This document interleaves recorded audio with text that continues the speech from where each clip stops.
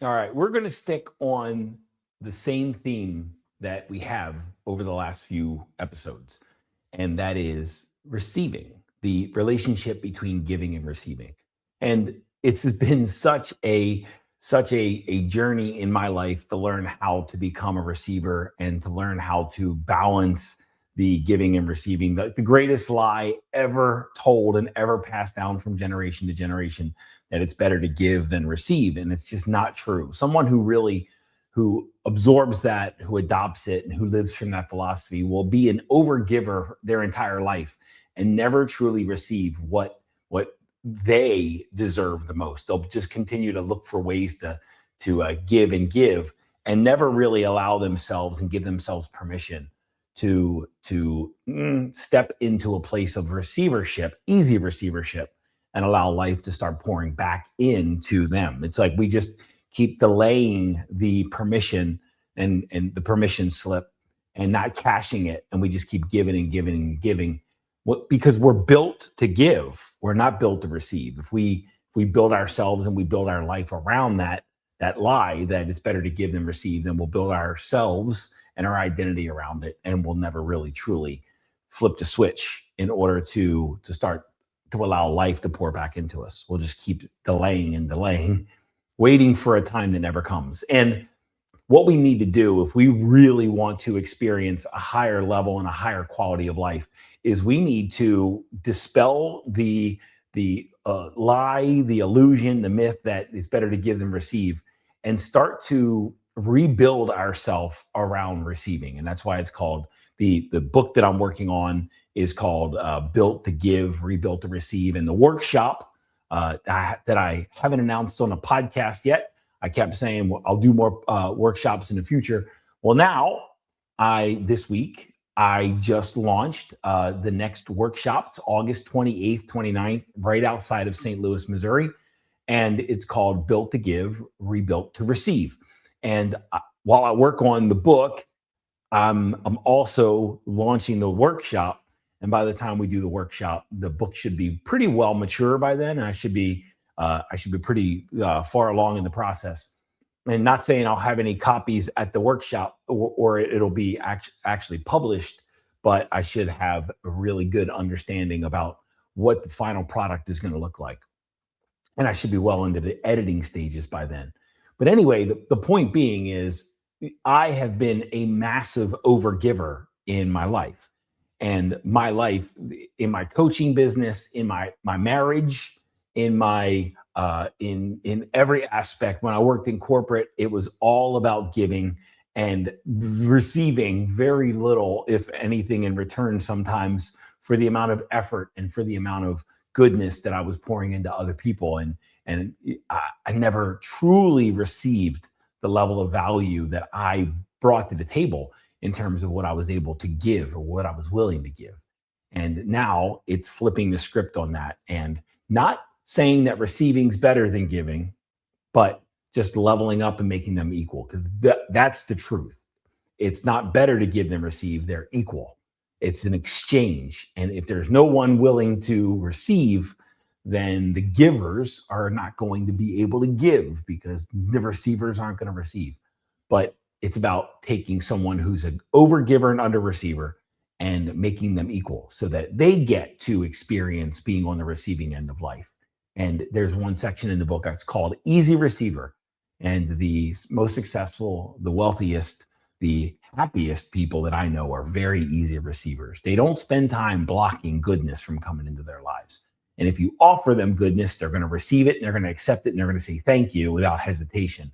Whereas an overgiver, under receiver, it'll make them uncomfortable. It oftentimes makes overgiver, under receivers uncomfortable to be on the receiving end of life because they're so wired and they're so born to be on the giving side.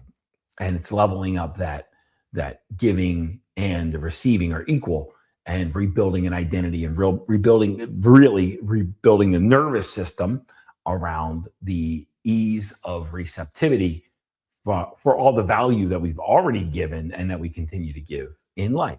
All right. So if you'd love to be part of the workshop, we're going to be publishing that on Facebook. I've been promoting it I've got a couple people registered. I expect more. I just launched it yesterday.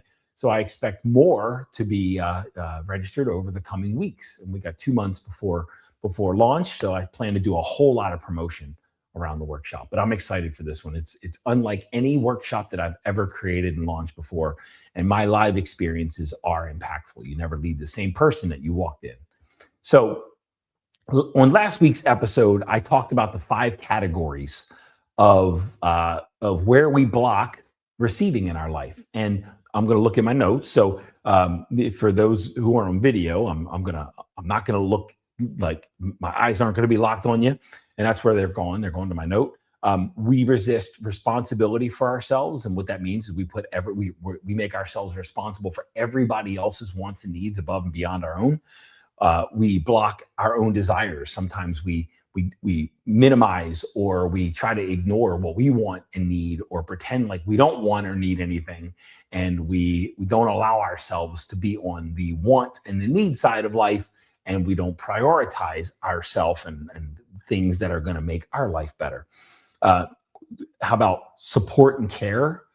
Asking for help, receiving support, receiving love, receiving assistance from other people, and allowing, not only asking for help, but allowing other people to help and participate. And sometimes, it makes us feel uncomfortable when we're not a great receiver. It makes us feel uncomfortable. And we're going to talk about that more in this episode, but it makes us feel uncomfortable when people actually help us. All right. The 4th is ease and abundance. So many people that, especially a couple people in the Inner Wealth Mastermind right now, their life has gotten really, really easy, and their nervous system almost is struggling to settle into the ease that they have in life, right? Their nervous system isn't willing to, right yet, it's not willing to accept, embrace, and receive ease, all right? And sometimes when we don't accept and embrace and receive ease, we keep ourselves doing things that aren't required, or they're just distractions, just to avoid feeling something. I mean, that's what we're going to talk about in this episode, the feelings associated with this. All right. And sometimes with abundance, it's just thinking that life has to be hard, or you always have to be struggling, or if there's too much margin in your life, then you start to push it away and self-sabotage it. And finally, your fullest expression. And this is where I've done lots of episodes on authenticity. It's speaking your truth. It's taking up more space. It's being yourself, being the fullest expression of yourself. And not when you hold blocks to your fullest expression, what it means is you hold parts of yourself back, and you don't truly let those parts shine in life. All right. Those are the 5 categories of areas and ways that we block goodness from flowing into our life. I covered those last week. This week, I want to move this thing just a little bit forward. And this is a really cool part. This part that I'm going to share with you just came about this week, from between last episode and this episode.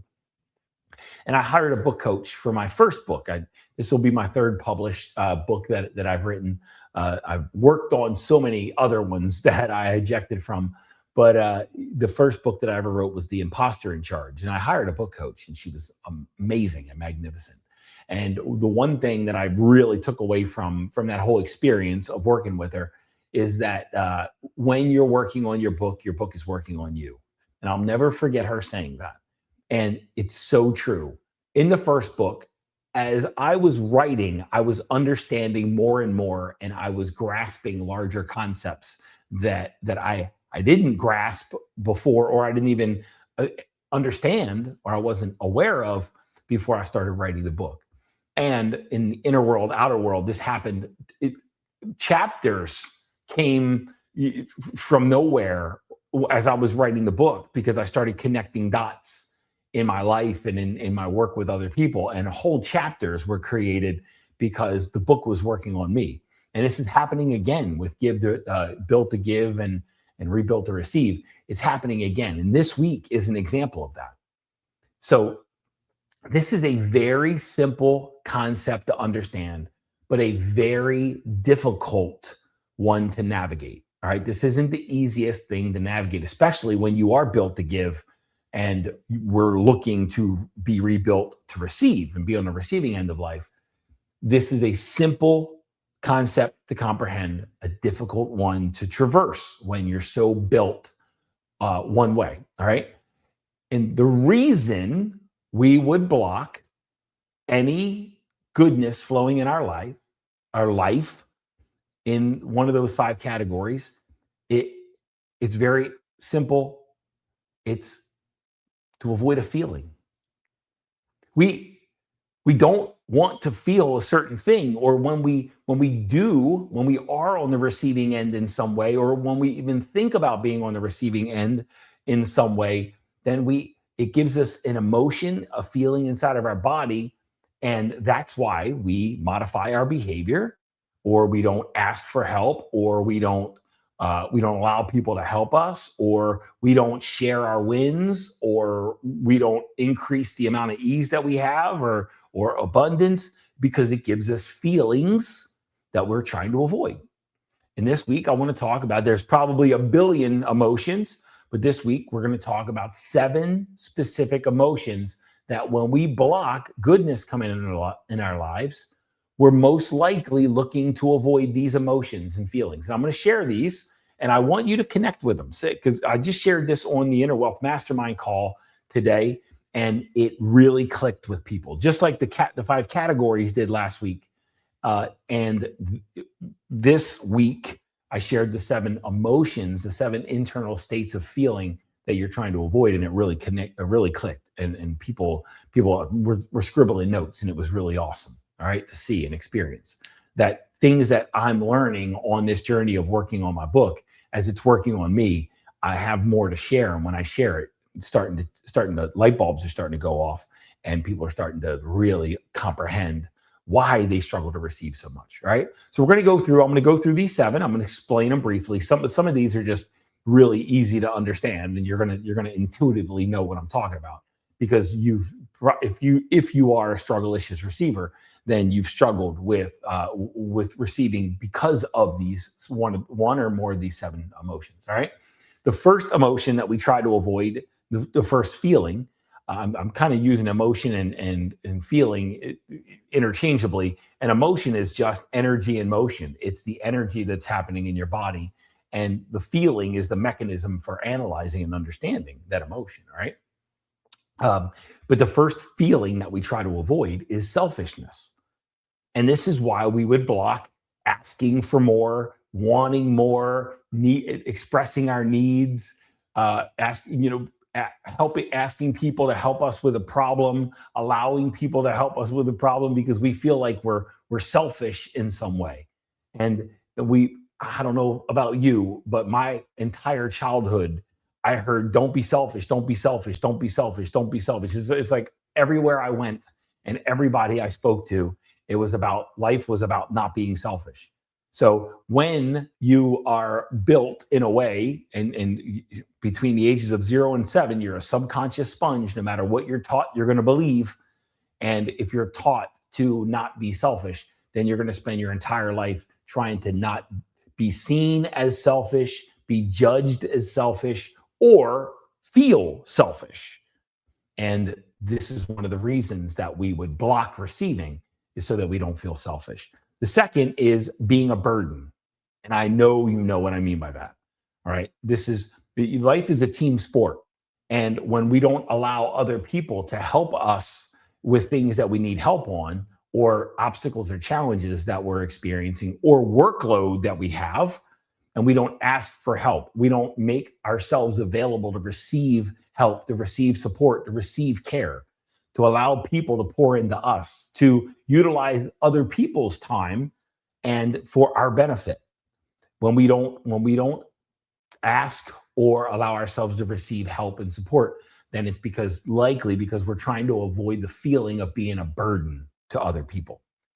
Judgment's a big one. All right. You trying to avoid the feeling of being judged. It's almost like you're trying to control the thoughts in other people's minds, and trying to be seen a certain way so that you're not judged. You don't feel judged by others. It doesn't matter if they're judging you or not. It's really that you're trying to avoid the feeling of being judged. All right. And the one of the greatest books, one of the greatest titles, let me say, not the greatest book, but one of the greatest titles I've ever come across is The Courage to Be Disliked. And really it comes down to the courage to be judged and for it to not move energy and move emotion, move your internal emotional state. And this is how we can really step into our full authority and authenticity and our power, is by letting go of avoiding the feeling of being judged. All right. The next is the feeling of rejection. It doesn't matter if you're rejected or not. It's the feeling of rejection that you're trying to avoid. And another book, there's a book called Rejection Proof. And for 40 days, this guy went out in the world. He was so prone to trying to avoid rejection that for 40 days, he went out and he tried to be rejected every single day until he became immune from rejection. And really, it wasn't the rejection, it was the feeling that it would trigger inside of him, right? And that trying to avoid feeling rejected, it will keep you from offering or asking or inviting or allowing. And early on in my coaching business, when I would launch a workshop, I would never invite anybody to it. I would never offer it to anybody because I was afraid of rejection. I was afraid of feeling rejected. And now, just today, I sent messages and text messages and private messages to 10, 15 people saying, hey, this workshop, whether you opt in or not, I feel like a duty and a responsibility to you to invite you to this thing because I know it'll move the needle. I know it'll help you. Now, whether they sign up and register and come to the workshop or not, it doesn't matter. But what I do know is over the last 8 years, I've worked through a lot of the fear of rejection. And we're going to talk about how to do that. Shame, the feeling of shame. We often try to avoid the feeling of shame. And what is shame? Shame is feeling broken. Shame is feeling like there's something wrong with us. And when we don't allow ourselves to be on the receiving end of life because of shame, what we're saying is we're not going to do something or ask for something because ultimately that invitation, that ask, that invite, that allow, that receptivity might lead to us feeling a sense of being flawed, broken, right? You early on in my life, I didn't have a date, a girlfriend until I was a first date or a girlfriend until I was 18 years old. And that was trying to avoid shame. It wasn't just about rejection, it was rejection too. But I felt broken. And if they would have rejected me, I would have felt more broken. So I just don't even ask because I already felt broken. I already felt flawed, already felt defective. And I didn't want to feel it anymore. I didn't want to feel any more of it. So we avoid feeling shame. Shame is that there's something fundamentally flawed with you, and some outside experience could further amplify or trigger that shame. Number 6 is superiority. And this is where, in The Big Leap by Dr. Gay Hendricks, he talks about the crime of outshining. And what that means is you dim your light so other people don't feel bad. And when we're trying to avoid this feeling of superiority, what we're really trying to do is we're trying to avoid the feeling it causes us to succeed more than somebody else, or to have more than somebody else, or to experience more than somebody else. So we kind of play small and dim our light and take up less space in the world because we don't want to feel that feeling of superiority, or of some kind of benefit from life that other people don't have, which makes us feel superior in some way. And finally, the feeling of disappointment. And this one has sucked my soul dry from time to time, right? So if you're avoiding the feeling of disappointment, then you anticipate loss, because anticipating gain would mean that it could eventually lead to disappointment. So you come to anticipate loss or failure. That way you can pad your emotions and you can protect your emotions. And the first Choose Your Destiny workshop I ever had, at the end of the workshop, I asked anybody who wanted to join the Inner Wealth Mastermind, stand up. And 6 people stood up, and I went, whoa, holy shit. And that's because I was anticipating loss or anticipating no one standing up. And it literally shocked and surprised me. And all that was a pat on my emotions uh, to avoid disappointment.